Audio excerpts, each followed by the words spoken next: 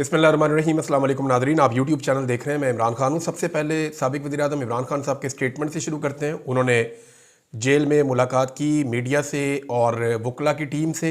इमरान खान साहब ने कहा कि 13 जनवरी 2024 को तहरीक इंसाफ को अमलन ख़त्म करने की नीयत से इंतखाबी निशान से महरूम करने वाला काजी फ़ायद ईसा आज तारीख के कब्रिस्तान में दफन हो चुका है, जबकि तहरीक इंसाफ और इमरान खान अपने नज़रिए के साथ आज भी पूरे कद से खड़े हैं। बिलाशुबा झूठ और बददयांती की उम्र हमेशा थोड़ी होती है और सच हमेशा रहने वाला होता है। अलकादर ट्रस्ट केस में जज सरीहन गलत बयानी से काम ले रहा है। अलकादर केस का ट्रायल हमेशा 11:30 से 12 बजे के दरमियान शुरू होता है। कल भी इस केस की समाअत के लिए इमरान खान साहब ने स्टेटमेंट दिया तो उससे एक दिन पहले की वो बात कर रहे हैं। उन्होंने कहा जी कि गुज़िश्ता रोज़ भी इस केस की समाअत के लिए 11 बजे का वक्त मुकर्रर था, लेकिन मेरे वकला की आमद से भी पहले तकरीबन 9 बजे मुझे इतला दी गई कि जज साहब आ गए हैं। मेरी नकलो हरकत जेल तक महदूद होती है और मेरा कानूनी हक था कि मैं वकला के हमरा अदालत में पेश हो सकता, जिनको अदालत की जानिब से 11 बजे का वक्त दिया गया था। पहले 2 मुकदमात में जज अबुल हसनात और मोहम्मद बशीर मेरी गैर मौजूदगी में फ़ैसला सुना चुके हैं। बिल्कुल इसी तरह इस केस का फ़ैसला भी सुनाया जा सकता था, मगर मेरी अदम मौजूदगी का जवाब बनाकर फ़ैसला मुअख्खर कर देना इंतहाई मज़ायका खेज़ और अदालती निज़ाम का मजाक उड़ाने के मुतरादिफ है। अब आप अंदाज़ा करें कि कैदी ये कह रहा है कि सज़ा क्यों नहीं सुनाई, आपको ये फ़ैसला सुना देना चाहिए था। मेरी अदम मौजूदगी का बहाना ना बनाते, जज को फ़ैसला सुना देना चाहिए था। निज़ाम आगे आगे भाग रहा है, जिनके पास फ़ैसला है।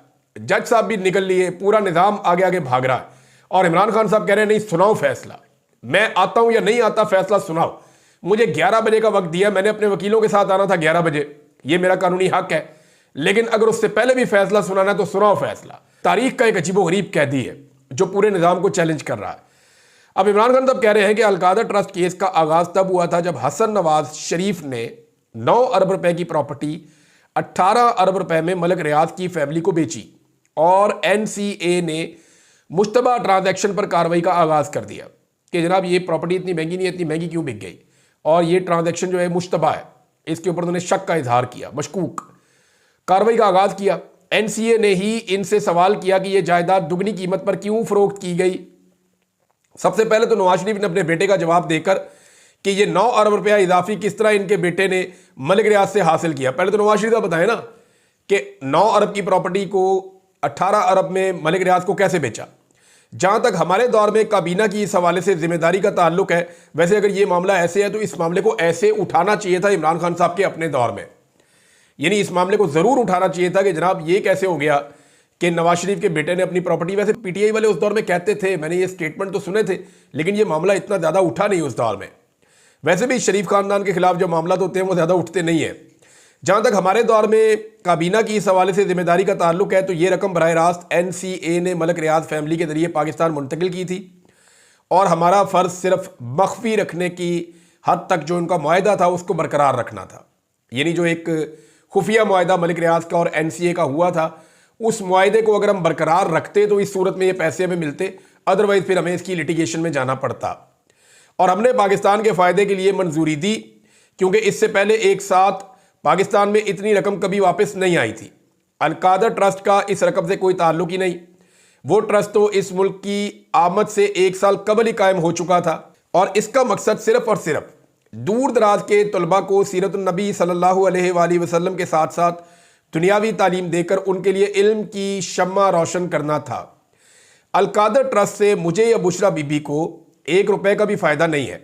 ये ट्रस्ट शौकत खानम और दिमल की तर्ज पर एक फलाही इदारा है। इसको अगर बंद भी कर दिया जाता है तो ये रकम उन अफराद को वापस जाएगी जो इसके डोनर हैं। मुझे इस रकम से कोई फ़ायदा है ना नुकसान है। मैं वादे कर दूं कि मैं किसी किस्म की कोई डील नहीं करूंगा, चाहे ये जो भी हरबे इस्तेमाल कर ले। मैं कोई नवाज शरीफ नहीं हूं जिसने अपने अरबों की करप्शन के केसेस माफ़ करवाने हैं। मेरा जीना मरना पाकिस्तान में ही है और मैं अपनी कौम के लिए हमेशा खड़ा रहूंगा। पाकिस्तान में सियासी कैदियों से बदतरीन सलूक जारी है। मिलिट्री तहवील में हमारे कारकुनान को सख्त ज़ेनी और जिस्मानी तशद्दुद का निशाना बनाया गया।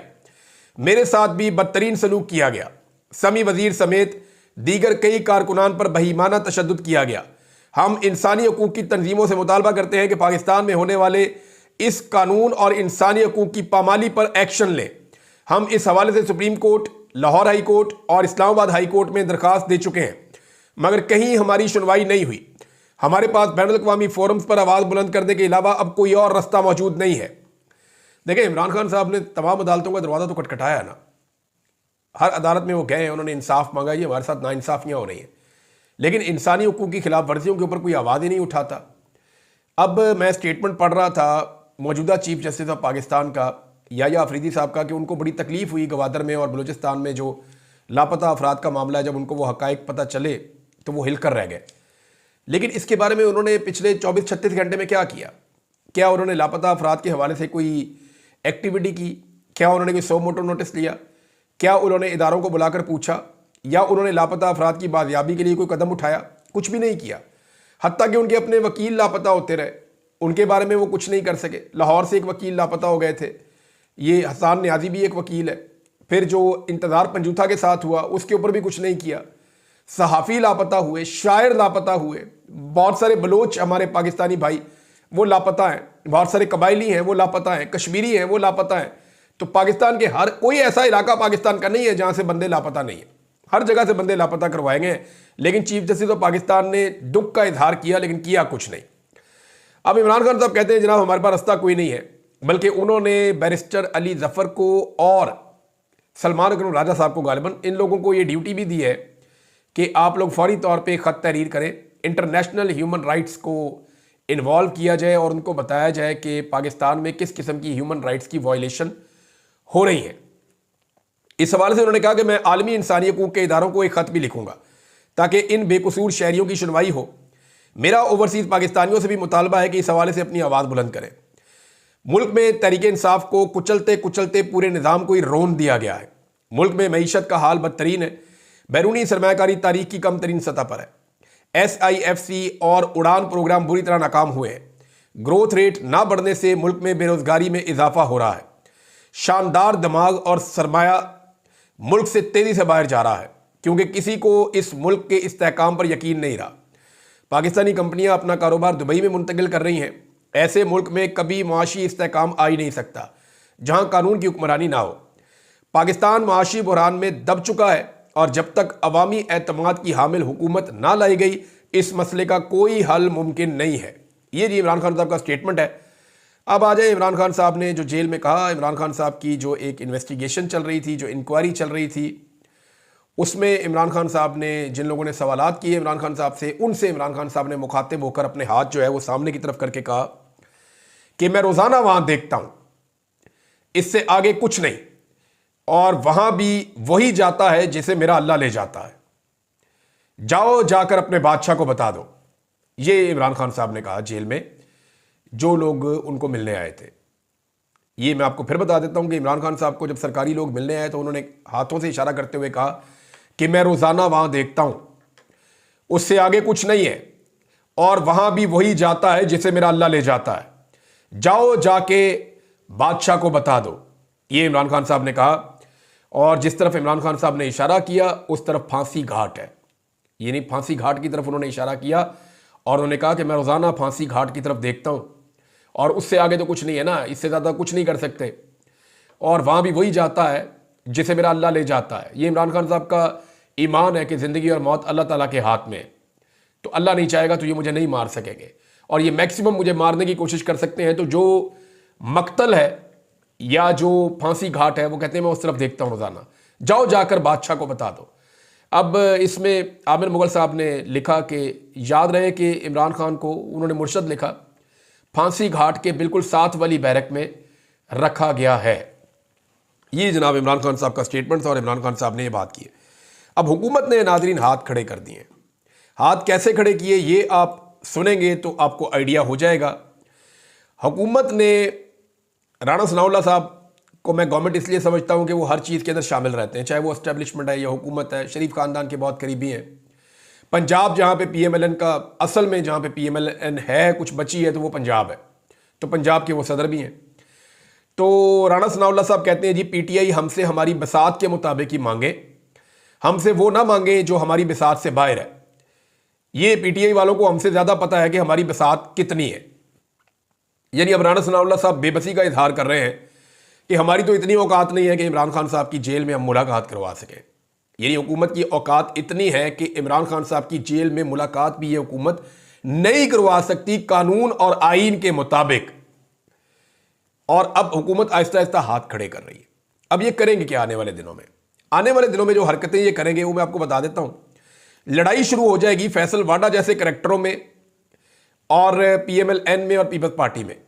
फैसल वाडा जैसे जो एस्टेब्लिशमेंट के करैक्टर्स हैं या कुछ सहाफी है वो ये कहते रहेंगे देखिए पीएमएल-एन इस जुर्म में हिस्सेदार थी, ये उन्होंने किया है, ये नहीं हो सकता कि ये एस्टेब्लिशमेंट डाल दें। अब पीडीएम की जो जमातें हैं वो सारा कुछ मलबा एस्टेब्लिशमेंट पे डाल के वो कहेंगे जी आओ हम पॉलिटिकल लोग बैठ के कोई हल निकालते हैं। ये तो सारा किया कराया जो है वो एस्टेब्लिशमेंट का है और एस्टेब्लिशमेंट इसके लिए रिस्पॉन्सिबल है। अब इसको रिकॉर्ड का हिस्सा बनाए। फैसल वाडा साहब ने स्टेटमेंट दे भी दिया है और उन्होंने जो सेनेटर एजाज चौधरी साहब के प्रोडक्शन ऑर्डर्स हैं उनके हवाले से उन्होंने अमल नहीं हुआ ना उनके ऊपर। तो फैसल वाडा ने कहा कि मरियम नवाज है जी उसके लिए वजह, पुलिस मरियम नवाज के मातहत है, एस्टेब्लिशमेंट का इसमें कोई लेना देना या कोई और किरदार नहीं है। ये अब फैसल वाडा कह रहे हैं नून लीग डालेगी एस्टेब्लिशमेंट पे, एस्टेब्लिशमेंट डालेगी नून लीग पे। इन दो बयानात से आपको समझ आ जानी चाहिए और हुकूमत कितनी बेबस है, उनके पास इख्तियारात नहीं है। ये राणा सनाउल्लाह के बयान से आपको पता चल जाता है। और एस्टेब्लिशमेंट कैसे ये सारा मलबा सियासतदानों पे डालेगी ये आपको फैसल वाडा के बयान से पता चल जाता है। वज़ीर आला खैबर पख्तूनख्वा ने एक दावा किया, ये बड़ा दावा है। उनके दावे के मुताबिक उनकी क्योंकि आर्मी चीफ से एक मुलाकात हुई है, बाकी लोग भी थे वहाँ पे, उन्होंने कहा जी आर्मी चीफ को कायल किया है कि एक जरगा बुलवाया जाए, बड़ा जरगा जिसमें बलूचिस्तान से भी हमायदीन होंगे, खैबर पख्तूनख्वा से भी होंगे, और एक बड़ा जरगा बुलवा के उसके ज़रिए से अमन कायम करने की कोशिश की जाए और दहशत गर्दी का मसला जो है उसको हल किया जाए। तो इसके ऊपर जो है वो आर्मी चीफ को कायल किया। देखिए ये अच्छी बात है। अल्टीमेटली एक जंग लड़ने के बाद भी आपको टेबल पे आना पड़ता है और अगर मसाइल बातचीत के जरिए हल हो सकते हैं तो इससे अच्छा हल तो हो ही नहीं सकता। लेकिन जो भी रेट ऑफ द गवर्नमेंट के खिलाफ जाएगा उसको फिर उसके कॉन्सिक्वेंसेज या नताइज भुगतने पड़ेंगे। लेकिन साथ ही साथ हुकूमत की यह जिम्मेदारी है कि अमन को रास्ता दे और कोशिश करे कि पुरअमन तरीके से मामला हल हो जाएं। वरना ये जो जैद हामिद साहब लाल टोपी वाले हैं या इस तरह के और कुछ किरदार हैं वो तो ड्यूरन लाइन के उस तरफ काफ़ी इलाके फतह भी कर चुके हैं अपने कागजों में। यानी वो ये कह रहे हैं कि अफगानिस्तान के बेशुमार इलाके पाकिस्तान की फौज फतह कर चुकी है। वो तो एक उन्होंने ख्याली जंग लगाई हुई है और वो लगाई ही हुई है उन्होंने जंग।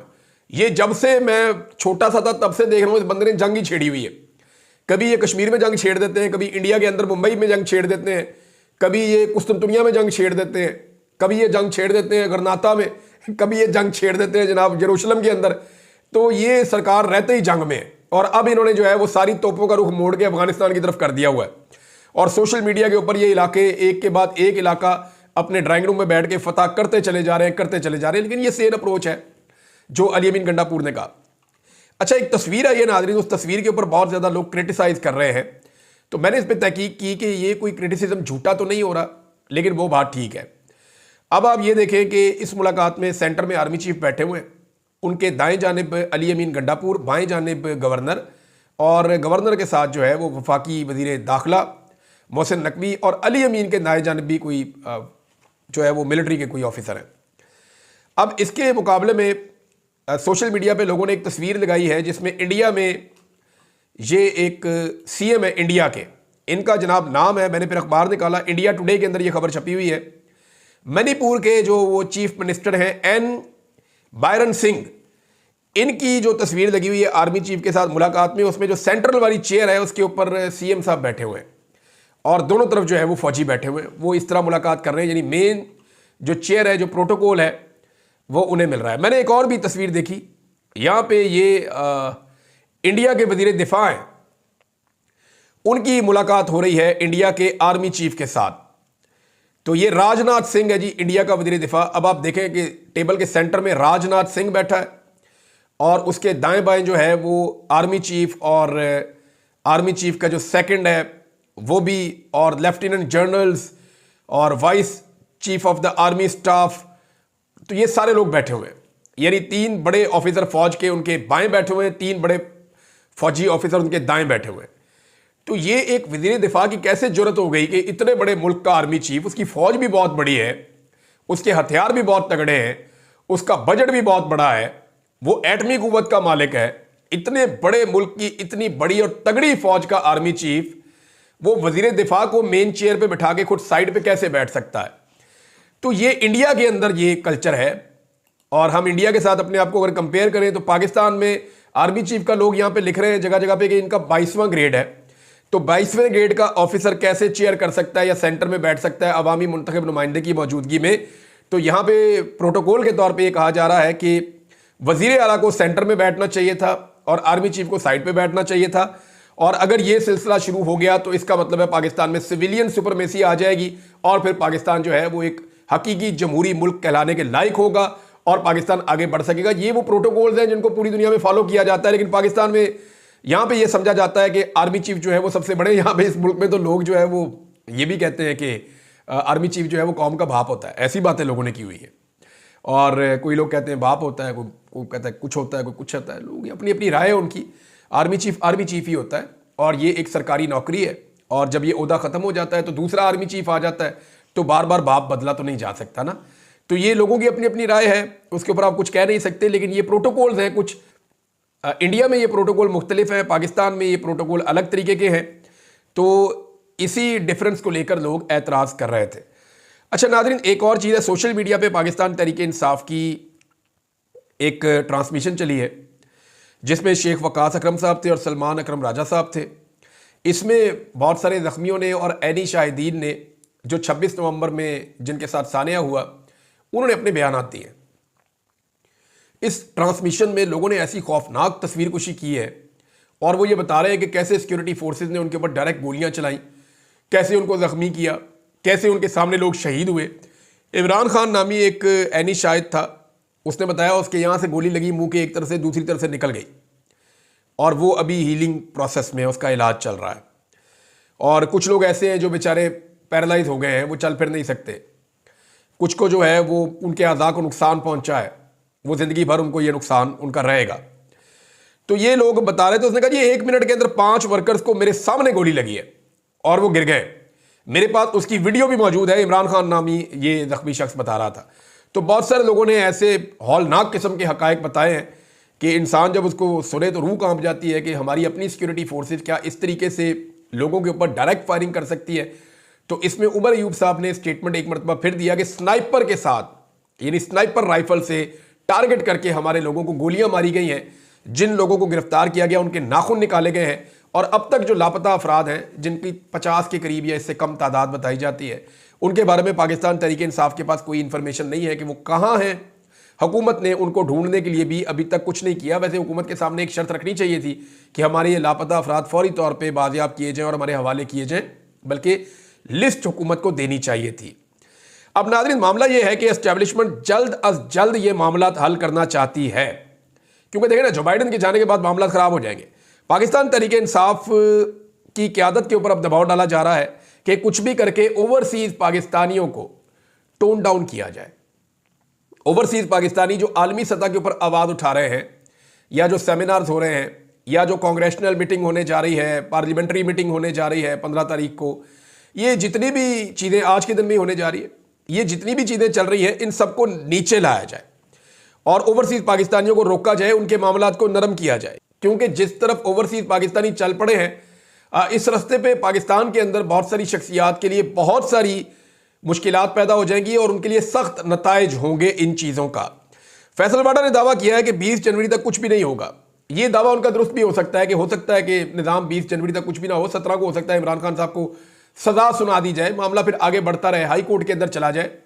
लेकिन अल्टीमेटली इसमें पाकिस्तान के लोगों की फतह होनी है। ये लड़ाई देखें, एक चीज़ एस्टेब्लिशमेंट को भी समझनी चाहिए और जितनी जल्दी वो समझेंगे उनके लिए बेहतर है कि जितनी लंबी ये लड़ाई चलेगी उतना ज़्यादा लोगों में शऊर आएगा। जितनी दूर तक ये लड़ाई जाएगी ना, लोग उतना अंदर तक इस सिस्टम को समझने में कामयाब हो जाएंगे। लोगों को समझ आ जाएगी कि एक्चुअली देखें, फ़र्ज़ करें ये लड़ाई 2022 में ही खत्म हो जाती, फ्री एंड फेयर इलेक्शन हो जाते, तो लोग कभी भी इतना कुछ ना जानते एस्टेब्लिशमेंट के बारे में जितना आप जानते हैं। मैंने एक सर्वे करवाया, उस सर्वे के नताइज मेरे पास अभी मौजूद है, मैं आपको वो पढ़ के सुना देता हूँ। मैंने सवाल, क्योंकि पिछले वीलॉग में मैंने आपसे ये सवाल किया था तो आप लोगों ने भी उसके जवाब दिए, लेकिन यहाँ मैंने जो सवाल किया उसके अंदर बहुत बड़ी तादाद में लोगों ने जवाब दिए हैं, हज़ारों लोगों ने। तो इसमें जो जवाब है लोगों के, आप हैरान हो जाएंगे। सवाल मेरा ये था कि आप पाकिस्तान के मौजूदा हालात और बहरानों के लिए किसे जिम्मेदार समझते हैं।